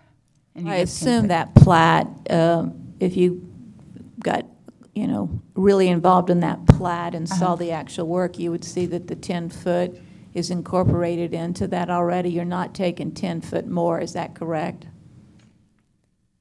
I don't know. Okay. Excuse me.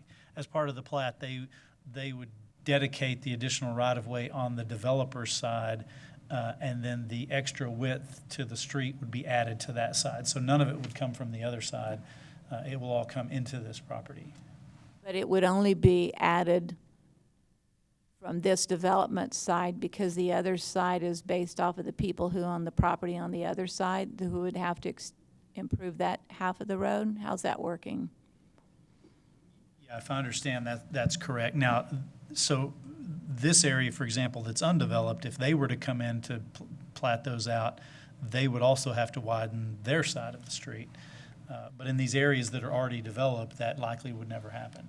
My assumption is that in laying out this plat, there's an understanding that they know about the electrical lines that are there. I mean, that had to have all been taken into consideration when this plat was laid out, that's incorporated into this plan as drawn. Yes, they would be responsible for moving over any electric lines, mailboxes.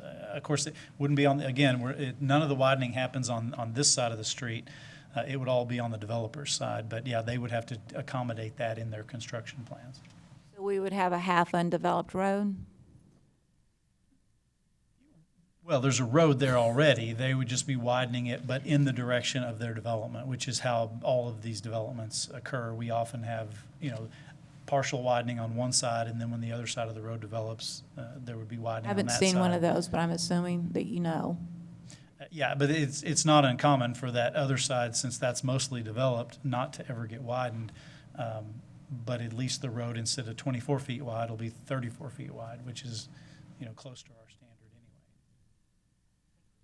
And there was no consideration and thought process relative to that corner down there where it's considered quite dangerous right now? First of all, the solar farm, I'm not sure what their time frame in completing that project is, but sooner or later, those trucks will stop. Well, they'll still be maintaining and bringing things in. Well, I don't not know the why same they're amount, using yeah. our road anyway. Yeah. They should be going 277. They're closer to 277, but they're coming our road because they can drive fast. My other thing is, he mentions we have roads like this. You just mentioned, I've never seen a road, I'm driving down and I'm here and all of a sudden I'm here and then I'm here again. It's like a checkerboard. Kids driving and people driving, they're here wide. Well, then when they have to come back in because the road's gone, I don't care how much tapering you do, it's not that wide to get tapered back in. If they're not paying attention, they're going to hit somebody head on. Thank you. Thank When I you. saw the map, I wanted to show you where the circle was. Appreciate Thanks. that. Thank you. Further public comment?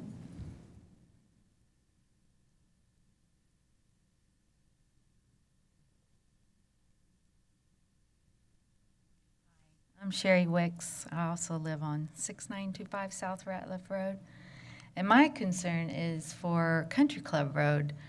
We've all been talking about Ratliff Road, but the Country Club Road, which is up here, is going to get all this traffic. And then the convenience store, I think it's going to be right there. Is that correct? And this road is just a 2-lane highway. And they have variances, granted variances, and I'm kind of confused at why that was granted. And there, I guess, was a study, I'm sure, a highway study or something that granted the variances for not widening the road on Country Club Road. John would have to answer that. I can't. Okay. I'm just reading out of your planning board minutes, or it says that the granting of the variance to not widen Country Club Road is not detrimental to public safety, health, or welfare.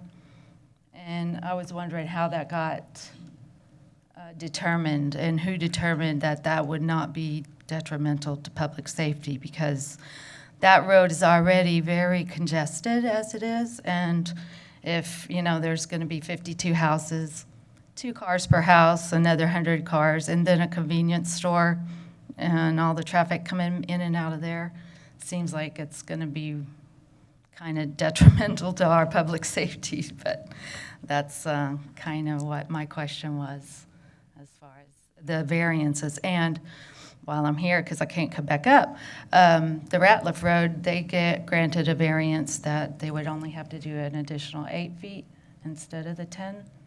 Is that correct? Y'all are saying the 10 feet? It's 10. Okay, well, I'm reading the final plat.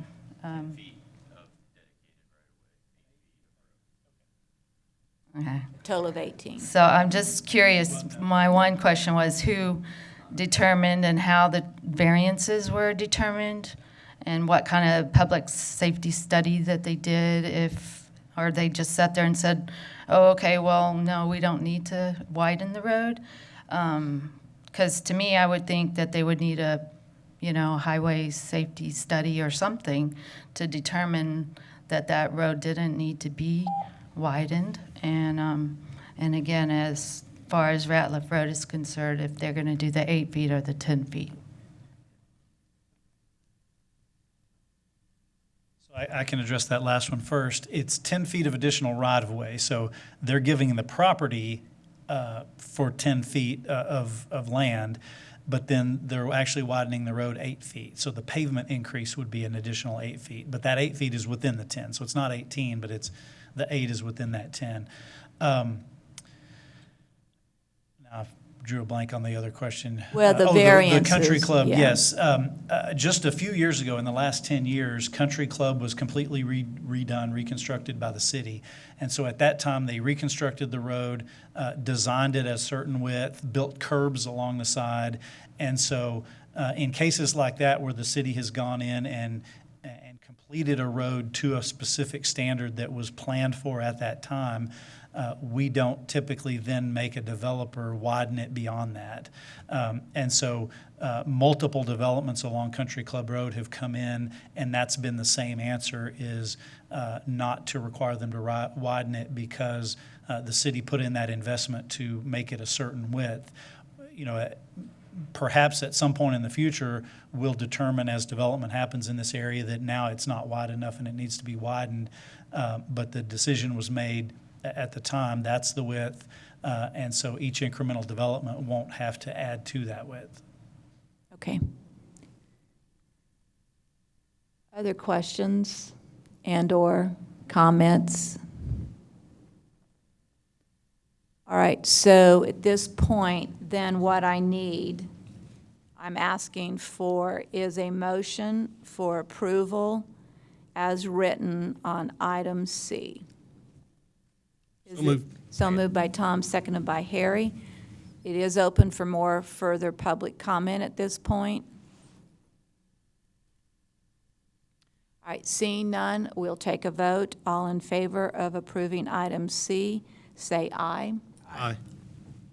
Aye. So the motion passes 3-2. I'd like to register a nay vote just to Yes, I just emphasize said, my points yeah. earlier. And Larry, you're a nay vote? An aye, so that moves and approved 4-1. All right, item D, first reading and public hearing of ordinances for the following cases for property being 37.98 acres located at the southeast corner of Country Club Road and South Ratliff Road. 1 CP 22-04, a request for approval of an amendment to the comprehensive plan changing the future land use from rural to neighborhood and commercial, and 2 Z22-10, a request for approval to zone property to the single-family residential and general commercial zoning districts. John, you're on. Thank you. This is the same property as you'll see from the map here. It is just the phase one, so when we looked at that larger area that includes all of this down here, we're not considering that today, just the phase one portion of this. This is changing the comprehensive plan as well as rezoning the properties. And so in terms of the comprehensive plan, it's currently all designated as rural. It would change this to neighborhood, and then the small piece up here, it would change to commercial. And then in terms of the zoning request, similarly, it would change this part of the property to RS1, which allows for single-family homes. And then that property, they've requested CG, and I'll note that staff recommended and the Planning Commission recommended a lower intensity district of neighborhood commercial. Neighborhood commercial versus CG would be, explain what could happen.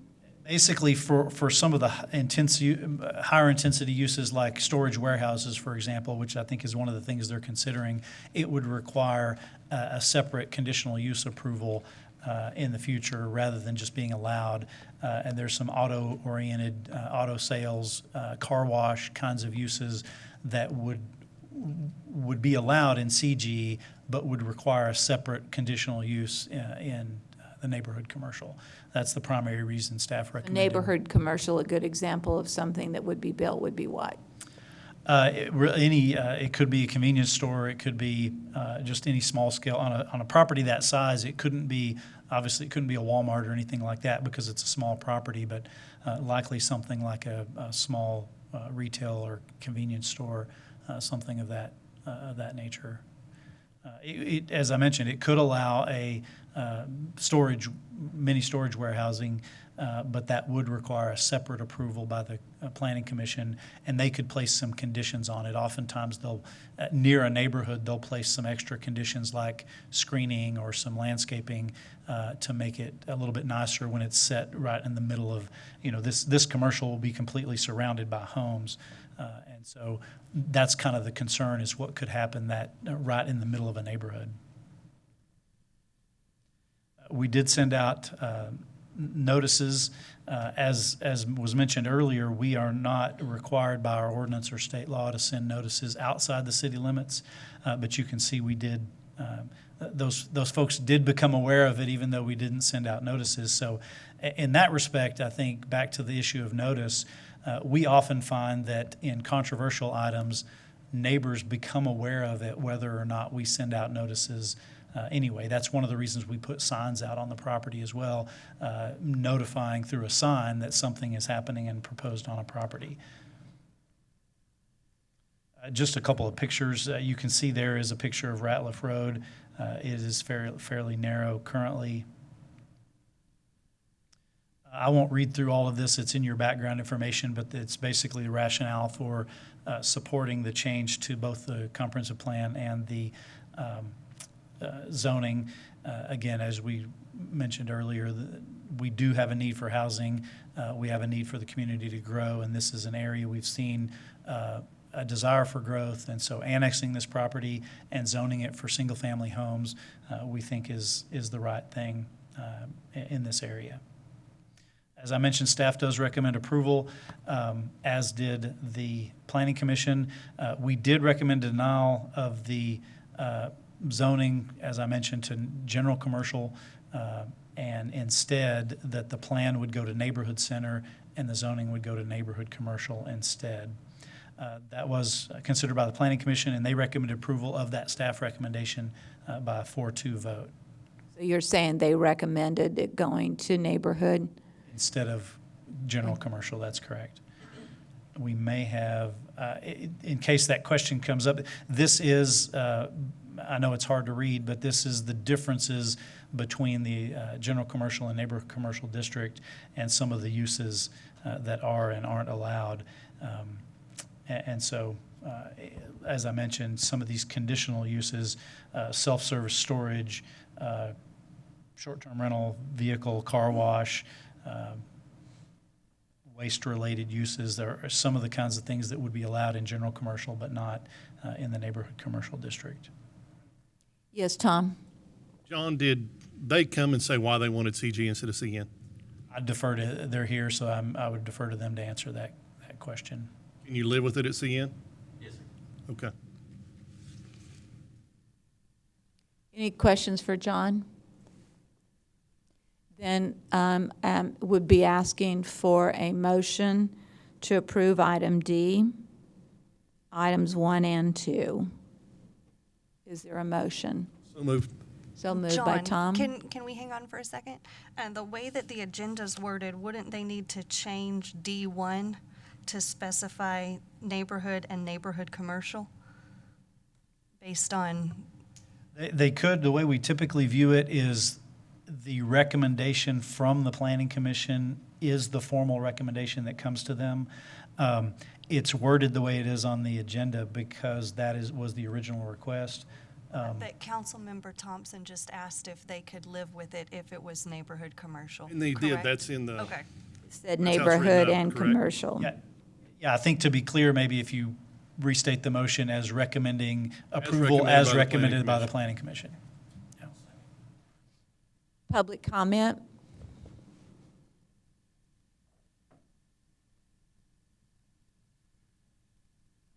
Greatly appreciate this opportunity. I'm Robert Wicks at 6925 South Ratliff Road. I take exception to what the gentleman said in the regard that he was able to talk with the person most closely involved, and he was a part of the sale and the different items happened to allow him to procure that property. But he could have walked 100 feet. Might not be required by law, might not be required by ordinance, but it sure would be neighborly. And this map doesn't show it, but he is on Ratliff Road by Ratliff Road namesake only, West Ratliff Road, which is a mile away from where any of this is happening. Now I'll let my motions go. We have expressed concern about the safety and traffic of the rezoning of this area. And all the other parts were already discussed. I'm not here to talk about the plat. And I understand there's a need for housing. But when you put 52 homes in this area, and you tell me that the road was widened, I was there when the construction was done, and there's not a curb. There was this cement put along the side, and it was shortly after a citizen from Country Club Lake Estates was killed by an errant driver. Now we're going to be putting all these other homes there and not consider the safety. I'm so grateful that this map is up because if you look at that corner and you take the bigger picture, please, there's 59 homes that are in the affected area that we've been talking about. 59 homes. Doesn't seem like much. But there are hundreds of homes that come from this west area towards Ratliff Road, up Country Club Road, and that is the only way they have to get to their place of business, recreation, or whatever it is that they're doing. Hundreds of homes down that way. There's another 40 homes in Grand Canal area and Templin Road. There's businesses, it's industrial. When you look at this and you're not considering the safety by widening that road adequately, it's incomprehensible to me. And that's where that whole idea of let's break bread together and have a communication, let's have a talk, comes to play. I'll say that part with a lot of passion, but I'm just concerned. When you add a convenience store, and Lord knows we don't need another convenience store in this town, nor do we need another car wash. What we need is diverse business. But if you put that there, that brings even more traffic to this area. And I ask you to put yourselves in our shoes. There's people that have lived in that area for over 40 years. They've invested. We've invested for 15 years, longer than I've ever lived in my life. And I simply ask that you take those kinds of things into consideration. The traffic and safety that this move, this rezoning creates. Maybe there's a need for new homes, more homes, absolutely. But a grand total of 120 homes in a 3/10 of a mile stretch?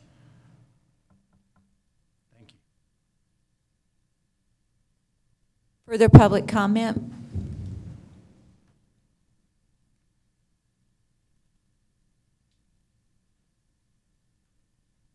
Casey Pointer again. Just here if you guys have any other questions. Real quick, I would like, we did look at this. We went down every avenue the city recommended, and that's all we knew how to do, to be honest. We didn't walk the 100 yards. I guess we should have done that. But I'm not a professional developer.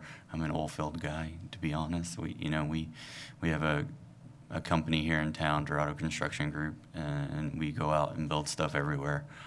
This was a way for us to get through the pandemic, and it started then, and I've been working on it a year and a half, so it started in the middle of that. It's been a long road to hoe. But yes, we can live with the CN, the commercial neighborhood. We didn't really fight that. We wanted commercial general commercial just for flexibility and trying to sell the lot. Any questions, please? I'm here. No questions. Thank you. All right, there has been a motion and a second to approve item D 1 and 2. We will take a vote, voice vote. So all in favor, Larry? Karen?